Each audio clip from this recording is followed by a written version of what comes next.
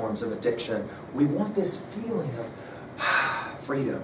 The word picture that we sometimes will reference is, and it comes from India, is you go out to get some wood night, and you lean over to get your wood out of your woodshed, and all of a sudden there, out of the corner of your eye, you see the coiled king cobra ready to bite you right in the face, you'll be dead. And you just freeze, horrified, fear, freeze, you can't even move. As your eyes grow accustomed to the light of the moon, you see that the snake is not moving. Maybe it's dead. And then you look closer and realize it's just coiled rope. It's not a snake at all. And you do one of those. That's what we want. That's what we long for. That freedom. We might call it peace. We can write that one down. Let's put that one there, right? Right? Now, let's point out something really important about this dualism, this two different views of existence. In the first box, we will say, of or related to the five senses. That is to say, it is physical, yes? Right? It is physical. You can see it, you can taste it, you can touch it, etc., right? But notice the second box.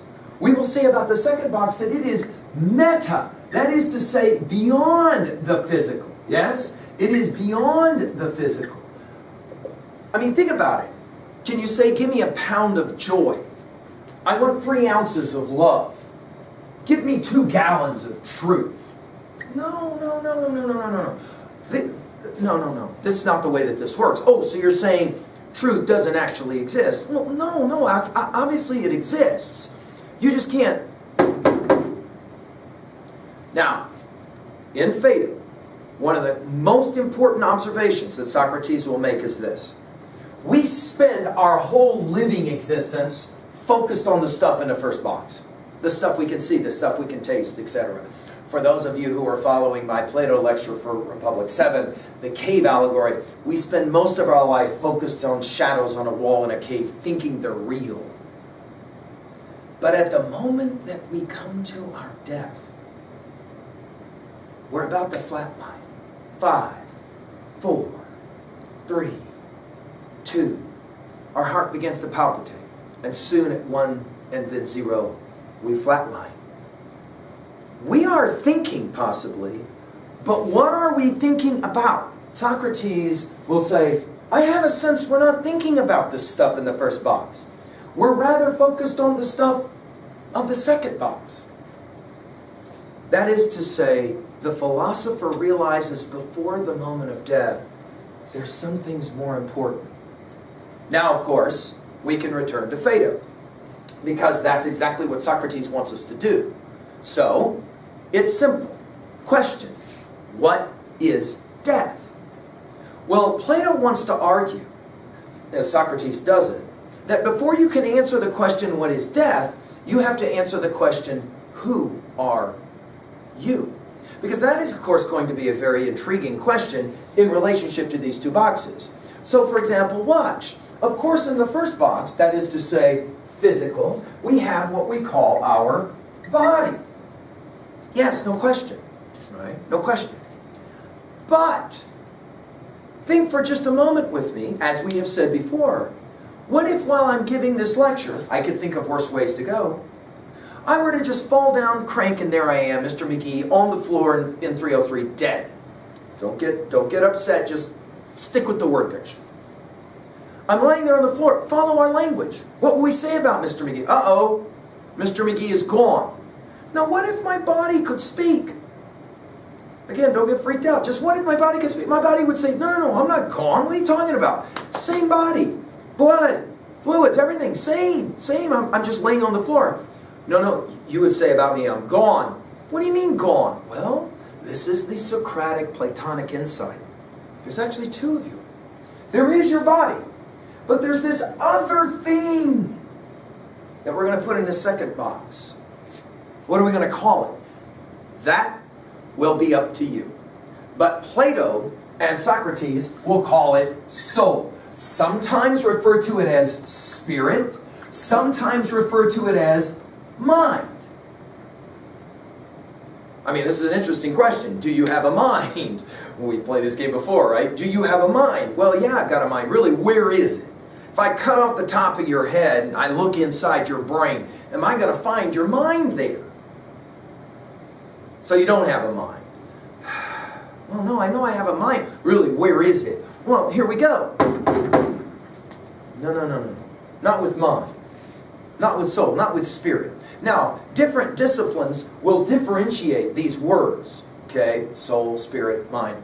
But we have the sense that for Plato, at least in Phaedo, there seems to be some kind of convergence. That is to say, there's something that survives, lives beyond. Now, of course, we today would say, well, yeah, you do have a body, but you've also got this thing called energy. Notice how we play mythology. We invent words to talk about something we don't understand. What is energy? You learned it when you were in elementary and middle school. Energy, that which can be neither what? Say it with me. Right. Created or destroyed. Whoa, so it doesn't exist. What? Energy. It can't be created or destroyed, so obviously it doesn't exist. No, it definitely exists. It's every...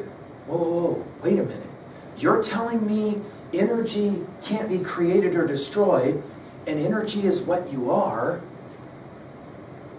Well, then what is death?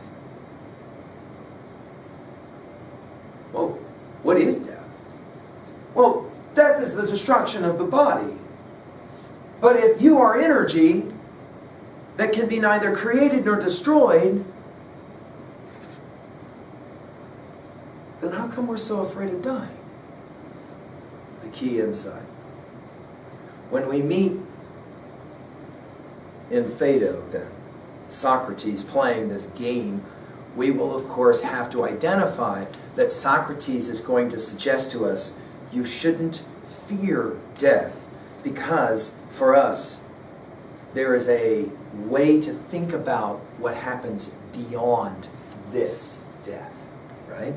Now, let's play the game in Phaedo itself, as we now turn to the actual dialogue. And let's hear what Socrates has to say for us as we go through now some lines from Phaedo itself, all right?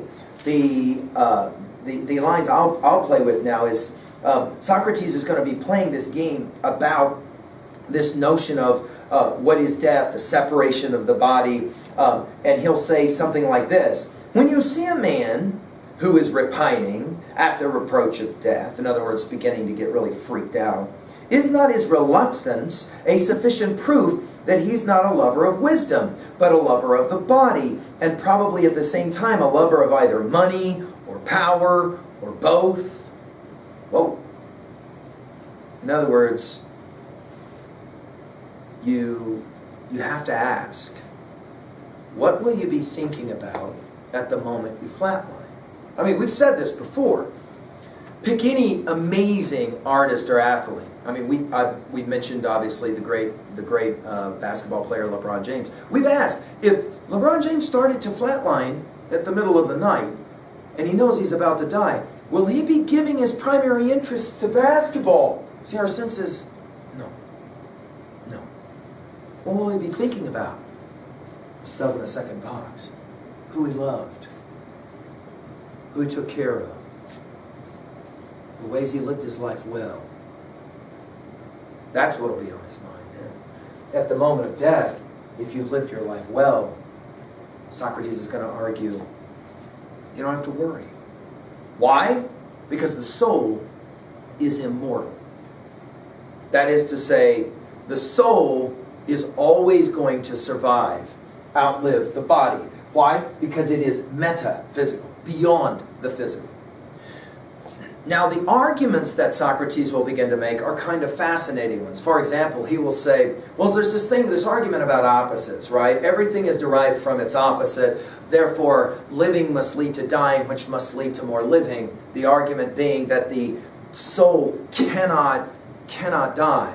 And then he introduces this interesting idea that the soul is actually born with certain kinds of, into the body, with certain kinds of knowledge. What Socrates will call this doctrine of recollection. The idea that you actually learn certain things through the process of remembering things, all right? For those of you that know anything about Plato's Meno, you know this game that he plays where basically he tries to show that we're fundamentally born, hardwired almost, with certain kinds of mathematical knowledge, and then we just simply reclaim that through the learning process. He will play this game in Phaedo, and I'll find some of my favorite lines here to kind of talk about that with you as well as we go now through these lines. He says, this sort of thing, learning, is recollection, and is most commonly a process of recovering that which has been forgotten through time and inattention. For example, the idea of equality. So, for example, we will say, no two things are ever exactly the same, and yet somehow we have this notion of the equality of two things. Where does that come from? He will argue, your soul possesses that notion from before birth. Very interesting idea. Then, of course, he asks this question. When did our souls begin to acquire knowledge? Right? Like, were we born with this kind of thing? Or did we start to acquire it? And how do we begin to acquire this kind of thing? Again, notice we are talking now about how philosophy is the way to somehow, as he will call it, philosophy is the practice of death. Now, there's been a lot of people who say, well, this is kind of really dark and morbid, but the funny thing about reading Phaedo is Socrates is laughing all the way through. For those of us who have studied our W.B. Yeats's poem Sailing to Byzantium, an aged man is but a paltry thing, a tattered coat upon a stick, unless soul clap its hands and sing and louder sing. For every tatter in its mode of dress. As we get older, as our physical body gets older, our soul begins to clap and sing. Why? Because it's fastened to a dying animal, he will say in part 3 of that poem, and knows not what it is. But as we get closer to the physical death, our soul begins to want to leave, fly away. Back to the language earlier. Philosophy is the practice of death, and the happiest is the one who reaches the gods. That is to say, is emancipated from the body. He continues with this notion that we're told Socrates smiled as he speaks, and he is saying that it is the essence of philosophy that we're constantly looking for this kind of emancipation. Now, there is an interesting question that gets asked. One of his students will ask this question, yeah, but think about this. The only way that you have harmony, which we're going to fit in the second box, right? Because you can't touch harmony, can you, right? You just know it, you hear it. Is you have to have some kind of instrument. The only way you can have a mind is to have a brain. Now this is a tough question. And Socrates will say, hey, listen, this is what I don't want you to do. I don't want you to give in to what he calls misology. That is to say, the negative feelings about the use of reason, the hatred of reason, we might say. That is to say, skepticism. And Socrates will actually begin to kind of preach against this notion that we don't want you to become skeptical. He says, I seek to convince myself first. And he talks about being like a bee. It's interesting because in the Apology, he talked about himself being a gadfly. Now he's a bee.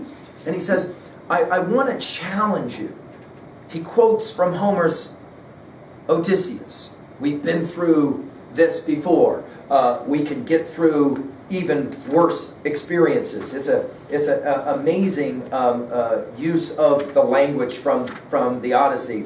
Odysseus beat his breast and thus reproached his heart. Endure, my heart, he says, far worse hast thou endured. From Odysseus, the Odyssey, book 20, the opening lines.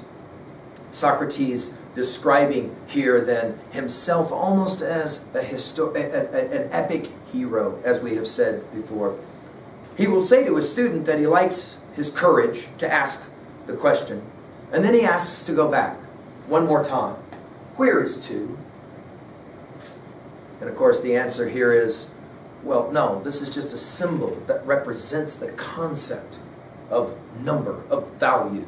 It is not something that is physical, and yet you would be hard-pressed to argue that it does not exist. From here, Socrates will describe afterlife, and very interestingly, if you read this dialogue, you will be interested. He portrays a certain notion of heaven, hell, and then even maybe some idea of purgatory. We'll see some early understandings of afterlife that will get picked up by, for example, St. Augustine in our Christian theology and our study of Christian theology.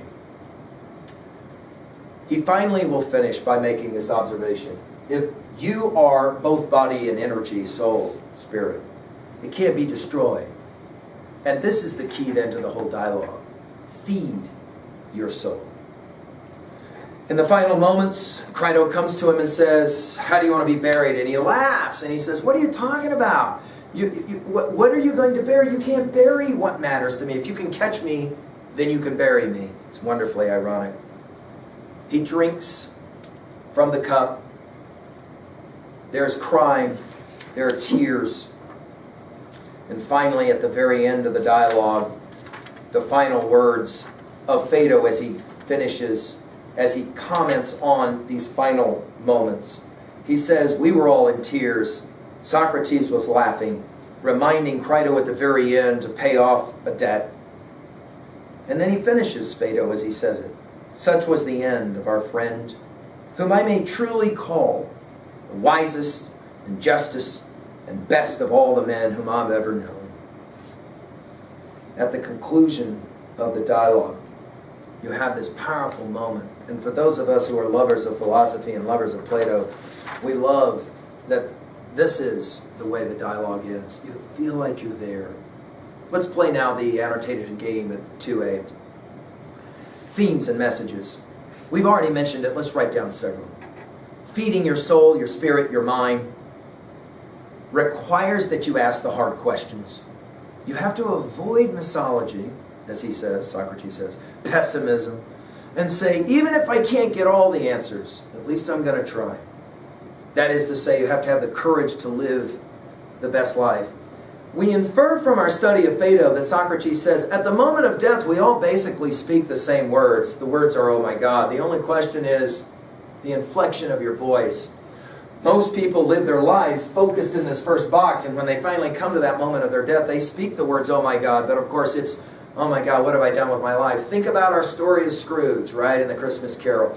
He goes to his past, he doesn't like it. He goes to his present, he does, even more, doesn't like it. That third ghost shows up. Remember what that third ghost does? Doesn't speak, dressed all in black, takes him to a graveyard, just simply points at his tombstone. It's at that moment, when Scrooge is looking at his own tombstone, now he's ready to fall to his knees and start begging for just one more day. Why? Because he realizes the life that he lived, not a good life. We can think about the fallibilist position. Socrates says, I could be wrong, but it makes sense to live your life as if you have a soul and feed that soul. Training for death. Again, the only difference between you and a fly is you know about fly swatters. You know that death is coming. Why not prepare for it so that at the moment that it happens, as Socrates will live out, you're at peace. You're at even joy because you've lived a good life. Philosophy, of course, is the way to train for death, and it should be a way of life, we might say. At 2B, the dialogue form, of course, this is a powerful and a dramatic ending, we should say that. You feel as if you're there, right? We should also point out that we can compare the Republic, where the soul is given this kind of tripartite breakdown of these different parts, these three parts of the soul in reason, emotion, and desire. But here we don't have that kind of declension, and we can make those comparisons. Of course, Phaedo, we should point out, is written probably, we think, before the two other great dialogues, Symposium and Republic. And we should point out as well at 2B that there is this influence on Christian theology through St. Augustine, who was, of course, a great Platonist, along with being a Christian theologian. Finally, let's go to 3A since we mentioned it. Think of the classic texts on death and heroes' deaths. Beowulf, Arthur, Christ. The heroes of the Iliad, the Odyssey. Think about Hector and the way that he He meets his death with Achilles, first running and then finally standing strong. We've already mentioned Elish's 3-day how significant. We've mentioned Scrooge's final moments, begging for just one more, dude, just give me one more day. Finally at 3b, we play the game of Nietzsche. He asks this question. Not that he argues that actually it happens, but he asks, what if tonight you died and then you had to go back and relive the same life that you lived all over again? We think of Groundhog Day, that film, and films like it. Are you living a life that you would say about your actions, all the actions to this point, I am willing to say about those actions, I would do it again and again and again, eternal reoccurrence. But if for some reason you feel like you haven't, Socrates asked this question, and so does Nietzsche, why not begin to live your life in such a way that you are creating art as you live? And live to make choices about which you would say, I would be willing to make that choice again and again and again. In other words, question, are you living a life that you're proud of, so that when you come to the final moment of your death, you're ready to say, I'm ready to leave the park, let's go to the van, it's fine, it's fine. Thank you.